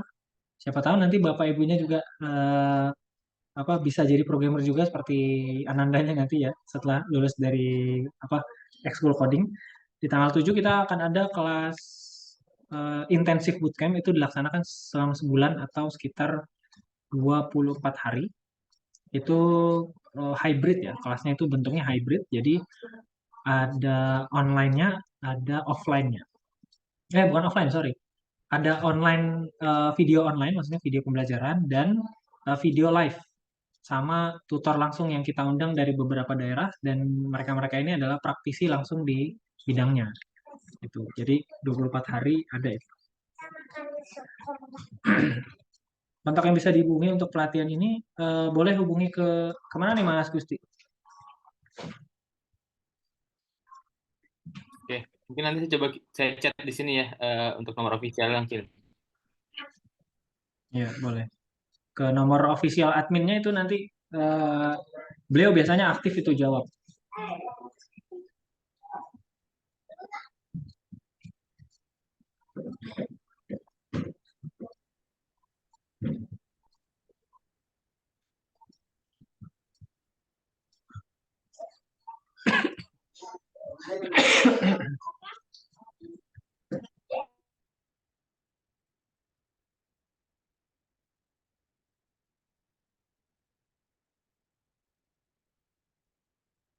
Ya Mas, sudah saya tulis untuk nomornya ada di chat ya Ibu.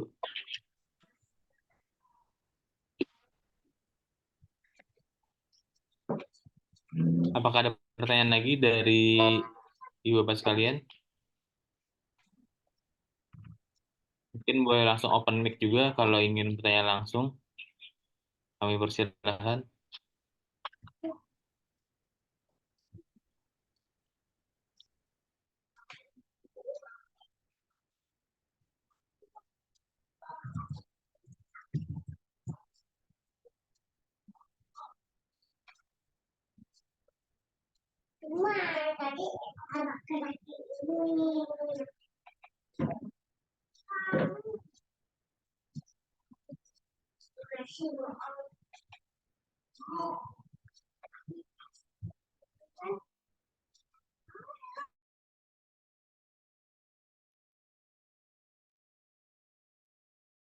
Apakah ada lagi pertanyaannya? Mungkin tadi saya sempat keluar ya Mas ya, mental dari Zoom. Ada lagi pertanyaan nggak Mas tadi? Nggak ada kayaknya udah nggak ada. Masih ada pertanyaan yang belum dijawab belum Mas di kolom chat? Kolom chat kayaknya Udah semua udah ya. semua. Iya. Untuk Bapak Ibu boleh juga open mic langsung kalau ingin bertanya langsung.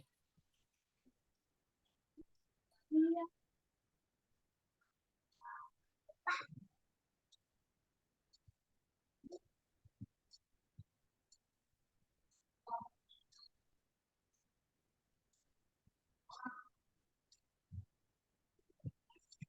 Oke, ini ada pertanyaan Mas. Sudah berapa tahun ekskul ini? Lalu bagaimana hasilnya? Sudah berapa tahun? Oh, mungkin alasannya. Alasan kita udah berapa tahun ya? Dari 2002, oh di awal-awal masa pandemi lah itu kita memang pada saat itu melihat banyak sekali anak-anak yang kaget ya belajar online gitu kan, Zoom, Google Meet. Jadi kita pada saat itu mengakomodir pembelajaran online sama kebetulan memang Al-Azan Academy yang saya akui ya setelah saya masuk Al-Azan Academy ini adalah produk Indonesia yang bisa kita banggakan dan Muslim juga, produk Indonesia yang berbasis Muslim karena banyak sekali produk luar yang masuk ke Indonesia dan tidak berbasis Muslim sehingga secara implisit pembelajarannya tidak bisa dikatakan Islami gitu. Nah, ini satu kebanggaan juga bagi kita Muslim dan Indonesia. Untuk tahunnya kalau nggak salah sekitar 2021, pada saat itu 2020-2021, ini kita udah berjalan selama lebih dari 3 tahun ya. Alhamdulillah kita sudah bekerja sama di beberapa kota besar di Indonesia. Paling barat kita di Aceh, paling timur kita di Sulawesi Tenggara. Jadi nanti apa namanya saat ini kita juga membuka banyak sekali peluang untuk para programmer-programmer muda yang mau menjadi tutor gitu kan. Kalau untuk hasilnya bisa dilihat dari event-event kita. Event kita sudah mulai besar. Al-Azan Hackathon ya, di mana coding competition ini sifatnya nasional. Itu udah beberapa kali kita adakan, udah sampai 4 kali. Dan alhamdulillah responnya sangat sangat positif sekali. Sudah mulai direspon oleh banyak anak-anak sekolah-sekolah Muslim yang sudah ngoding gitu ya. Seperti itu. Kemudian untuk murid-murid kita juga karena kita juga konsultan ya, konsultan pendidikan. Murid-murid kita juga yang mau persiapan masuk ke universitas itu juga mereka minta pandu dengan kita, itu kita pandu juga. Alhamdulillah sampai saat ini dia sudah nggak menghubungi kita lagi. Artinya dia udah udah aktif dengan kuliahnya dan saya dengar dari orang tuanya pada saat itu kita sempat ketemu, wah dia lagi sibuk-sibuknya, lagi pokoknya waktu yang kita habiskan bersama dia itu sudah maksimal banget gitu, sudah maksimal banget untuk persiapan masuk ke Universitas IT kebetulan itu di universitas besar di daerah Bandung seperti itu. Kemudian beberapa proyek kita mungkin nanti dari tim penanggung jawab dari Al-Azan akan share ke Bapak Ibu sekalian. Itu nanti ke apa namanya? Ada ininya, ada portofolio yang sudah kita rangkum ya. Anak-anak sudah bikin game-game kecil-kecil gitu ya. Kemudian bikin aplikasi zikir pagi petang yang sudah ada di Play Store. Mungkin saya bisa ini sekarang nggak? Saya coba bantu, maaf bentar ya. Store, Play.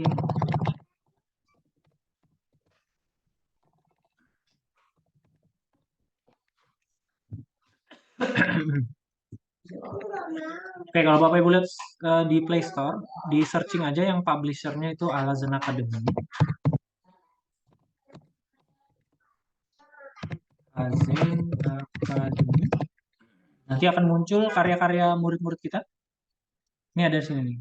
Nih Hazitin ini aplikasi kalau nggak salah itu aplikasi referensi hotel ya. Kemudian aplikasi to-do list, aplikasi beauty ini perempuan nih. Ini perempuan yang buat nih. Jadi aplikasi bikin apa tuh namanya? Bikin mungkin kayak apa ya, beauty itu saya juga kurang paham tuh yang perempuan tuh gimana. Mungkin cara perawatan kulit ya gitu ya. Kemudian Muslimah App. Kemudian ada resep-resep masakan. Kemudian ada jurnal pribadi. Kemudian ada list ya, Halu list. Kemudian Al-Huda.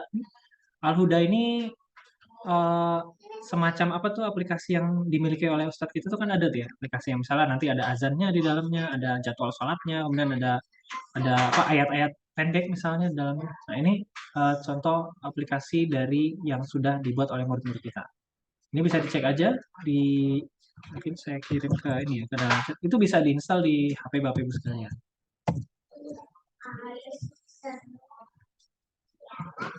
Nah, ini bisa diklik nanti di Play Store, silahkan di download aja nggak apa-apa, dicoba dites gitu. Gamenya sederhana, aplikasinya sederhana, tapi itulah kebanggaan mereka yang sudah mereka buat.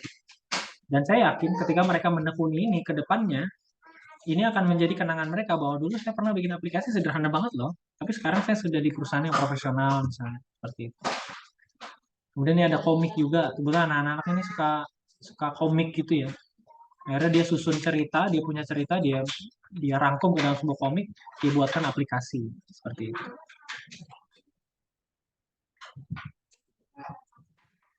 Ada lagi yang mau ditanyakan? Ini mana ini? Oke, Mas. Yang ada lagi nih Mas yang tadi ditanya belum Mas yang ini Mas. Yang mana? Apa namanya? Untuk ekskul ini yang mengakomodir ini dari pihak pondok ya, bukan daftar sendiri. Oh iya, karena kalau ekskul itu kan kita bekerja sama dengan pihak sekolah ya. Jadi pihak sekolah nanti akan mengumpulkan jumlah murid yang mau ikut dan nanti jadwalnya juga memang biasanya sudah ditentukan sama pihak pesantren. Itu bisa langsung ditanyakan aja sama penanggung jawab dari pesantren yang menangani ekskul ya. Biasanya ada PIC ekskul, biasanya ada di pesantren atau di kesantrian, wali kesantri apa wakil kesantrian. Ya mungkin ada pertanyaan yang berkaitan nih Mas terkait yang tadi Mas ya. Hmm. Nah, selanjutnya adalah apakah ada kuota minimal jumlah peserta agar ekskul ini bisa dimulai? Mungkin nanti biasanya di minimal ya, Mas ya untuk bisa dilakukan Oh ya, secara offline ya. Nah, kira-kira berapa? kota minimal biasa kita buka di angka 20 ya, di angka 20. Tapi itu kita kembalikan lagi dengan hasil diskusi kita dengan pihak pesantren. Kalau memang misalkan di bawah 20, pihak pesantrennya tidak mempermasalahkan dan nanti tutornya juga bersedia, ya nggak masalah. Misalkan cuma 15 atau 17, itu nggak. eh, Biasanya selain itu dibuka nanti pendaftaran. Jadi ada formulir pendaftarannya, entah nanti dari pihak Al-Azhar atau dari pihak sekolah atau pihak pesantren gitu ya, buka pendaftaran. Setelah itu nanti akan dikoordinasikan ke kita mengenai jumlah muridnya berapa, kelas berapa. Kemudian nanti jika Bapak Ibu yang penasaran dengan bagaimana teknisnya, bisa ditanya langsung ke pihak pesantren atau bisa japri ke nomor admin yang tadi dikasih sama Mas Gusti itu. Nah, insya Allah nanti akan dijawab.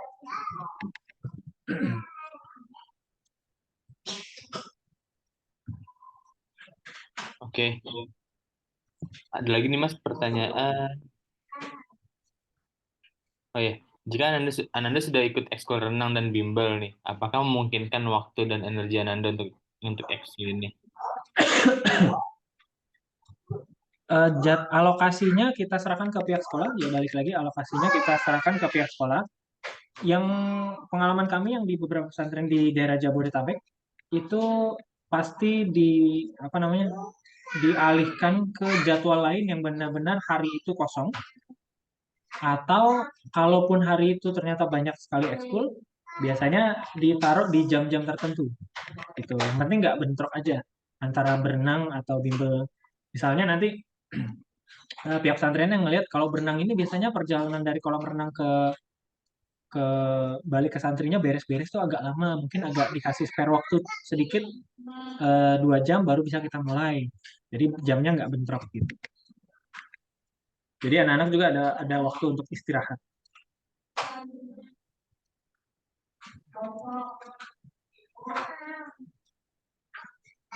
Oke, terima kasih Mas Malik. Mungkin sedikit tambahan yang tadi ya, yang terkait yang tadi. Jadi kalau emang yang tadi Mas Malik sampaikan, kalau untuk yang kegiatan ekskul ini memang karena kita kesepakatan dengan pihak sekolah akan diakomodir oleh sekolah. Namun mungkin jika ada Bapak Ibu sekalian yang ingin mendaftarkan anaknya yang memang notabene dia bukan dari santri Binbas, tapi ingin belajar coding secara privat online, itu bisa menghubungi nomor admin kami. Jadi bisa dilakukan secara online one on one secara daring ya via Zoom.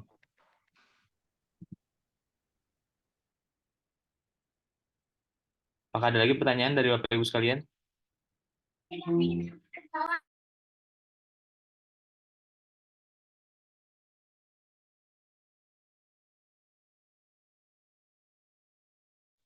Oke, ada lagi pertanyaan?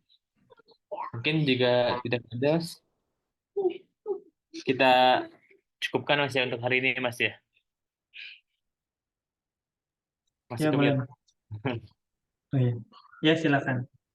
Oke, baik. Terima kasih Bapak Ibu sekalian atas waktunya. Semoga apa yang sudah disampaikan oleh tim kami, oleh Mas Malik, bermanfaat untuk Bapak Ibu sekalian. Tentunya bisa menambah wawasan dan semoga Allah mudahkan niat baik kita untuk memberikan edukasi yang baik untuk anak-anak kita di Binbas. Kita tutup dengan doa waktu majelis. Subhanakallahumma wa bihamdika. Subhanakallahumma wa bihamdika asyhadu an la ilaha illa anta astaghfiruka wa atubu ilaik. Assalamualaikum warahmatullahi wabarakatuh. Mohon maaf jika ada kekurangan. Assalamualaikum warahmatullahi wabarakatuh. Waalaikumsalam warahmatullahi wabarakatuh.